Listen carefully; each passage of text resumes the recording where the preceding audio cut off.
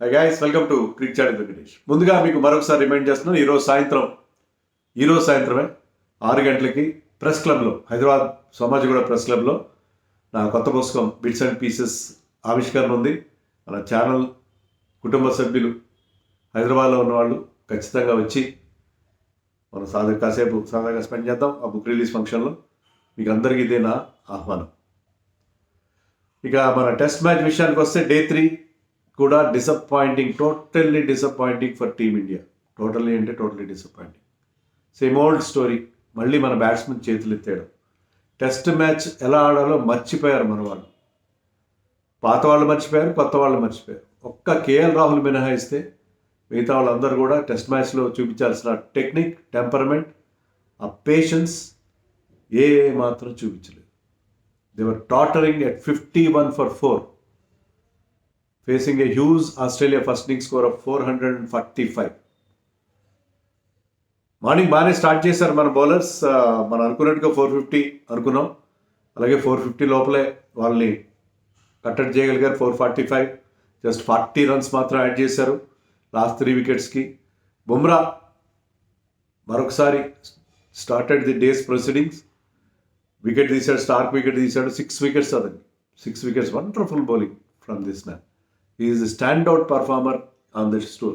Because Rahul, Nitish Reddy కూడా బాగానే perform చేశారు ఒక మ్యాచ్లో, జైస్వాల్. బట్ బుమ్రా మాత్రం అద్భుతంగా పర్ఫామ్ చేయడం చూసాం. అయితే అతను 3 ఓవర్లు వేసాడు. ఎందుకు అర్థం కాలేదు. అంటే మనకు తెలియదు, అతని కోచెస్కి తెలుసు, తర్వాత మన ఫిజియోస్కి తెలుసు. ఎందుకో 3 ఓవర్స్ మరీ షార్ట్ స్పెల్ వేసాడేమో అనిపించింది. But Akash Deep and Siraj also bowled well. Actually proceeding started from the other end by spinner. ఎందుకు మాయిశ్చర్ ఉంటుందనో ఏమన్నా జయజాని స్టార్ట్ చేసి was also getting some turn. But Alex Carey batted very well. Alex Carey 70 runs చేశాడు. But Siraj got rid of Nathan Lyon, clean bowled చేశాడు. Akash Deep finally got his reward. Akash Deep last wicket ఒక short బాల్తో క్యారీని out చేశాడు. So అతని long toil చాలా బాగా bowl చేశాడు వితౌట్ లక్. కానీ అట్లీస్ట్ ఒక వికెట్ అతనికి ఒక రివార్డ్ చివర్లో లభించింది. సో 445 దగ్గర ఆస్ట్రేలియా ఇన్నింగ్స్ ముగిసిపోయింది. స్టార్ట్. వర్షం పడుతుంది, మ్యాచ్ కొంతసేపు జరుగుతుంది. దాగుడు మాట్లాడుతూనే వర్షం దోబూచులాడుతూ ఉంది. దాంతో ఏంటంటే కొంతసేపు ఆట జరుగుతుంది, మళ్ళీ వెళ్ళిపోతారు, మళ్ళీ కవర్స్ వస్తాయి, మళ్ళీ వెనక్కి వస్తారు. ఆ స్టాప్ స్టార్ట్ జరిగింది. ఇండియా ఇన్నింగ్స్లో కూడా స్టాప్ స్టార్టే జరిగింది. తేడా ఏంటంటే ఆట జరుగుతున్నంతసేపు ఒక వికెట్ పడిపోవడం, మళ్ళీ ఆట ఆగడం.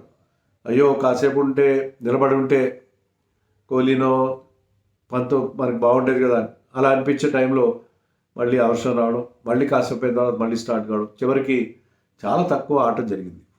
థర్డ్ రోజున చాలా తక్కువ ఆట జరిగింది.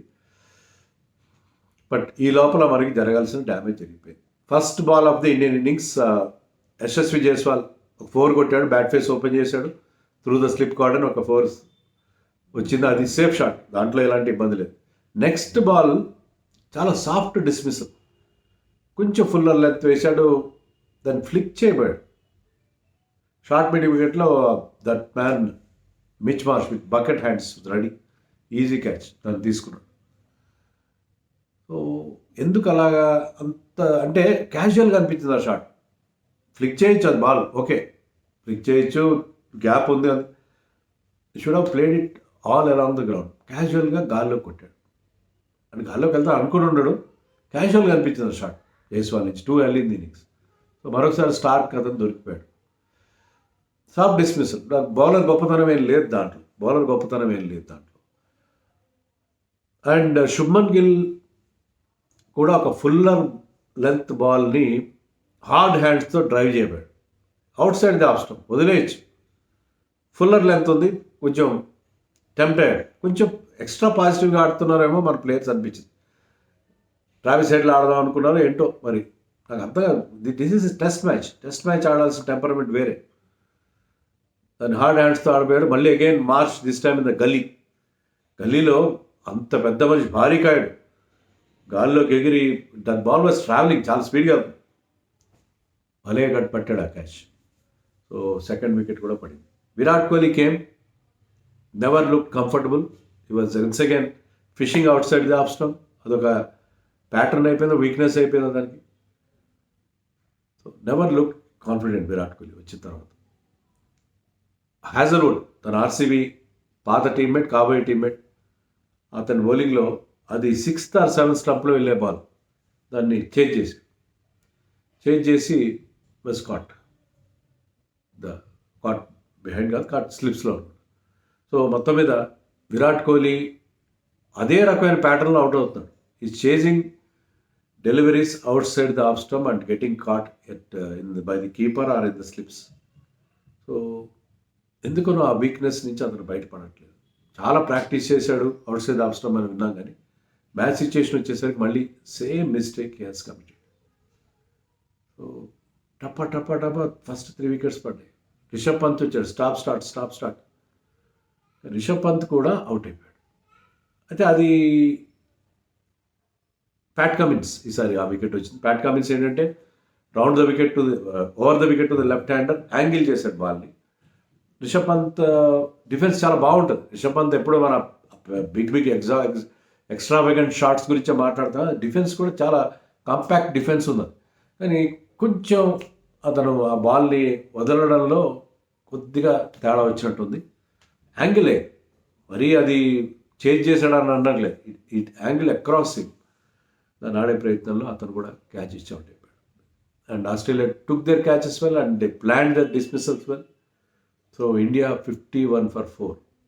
ఓన్లీ 2 రిజల్ట్స్ మాత్రమే పాసిబుల్గా కనిపిస్తున్నాయి. ఒకటి ఆస్ట్రేలియా విన్, రెండవది డ్రా. రేపు కూడా ఎల్లుండి కూడా వర్షం ప్రమాదం ఉంది. ఎంత పడుతుందో ఎంత తెలియదు, అంటే ఫోర్కాస్ట్ ఉంటుంది అక్కడ జరిగేది, కానీ వర్షం ప్రమాదం ఉంది. కానీ ఒకవేళ మన వాళ్ళు రిమైనింగ్ వికెట్స్ తొందరగా పోయి, రోహిత్ శర్మ వచ్చాడు బ్యాటింగ్కి, కొద్దిసేపు ఆడాడు. KL Rahul batted beautifully, 33 not out. ఎంత అద్భుతంగా ఆడాడు కేఎల్ రాహుల్. నాట్ ఓన్లీ డిఫెన్సే బాగుండడం కాదు, was leaving the balls outside the off stump. చాలా పర్ఫెక్ట్ జడ్జ్మెంట్తో వదిలేస్తున్నాడు. పర్ఫెక్ట్ జడ్జ్మెంట్, ఎక్కడ ఎలాంటి తొట్టుపాటు లేదు, ఎలాంటి తొనకడం లేదు, బెనకడం లేదు. బట్ ఎక్కడైనా బౌలర్స్ లైన్లో కానీ లెంత్లో కానీ కాస్త మిస్టేక్ చేసినప్పుడు driving them and got 4 fours అని కొట్టాడు. సో పాజిటివ్గా ఆడుతాడు, మరి పుజారాలాగా ఆడలేదు, పాజిటివ్గా ఆడుతాడు. At the same time he was looking so comfortable. మరి మిగతా వాళ్ళు ఎందుకలా ఆడలేకపోతున్నారు? టెస్ట్ మ్యాచ్ బ్యాటింగ్ చేశారు, పక్కా టెస్ట్ మ్యాచ్ బ్యాటింగ్ చేసి 33 not. He once again look so assured at the crease.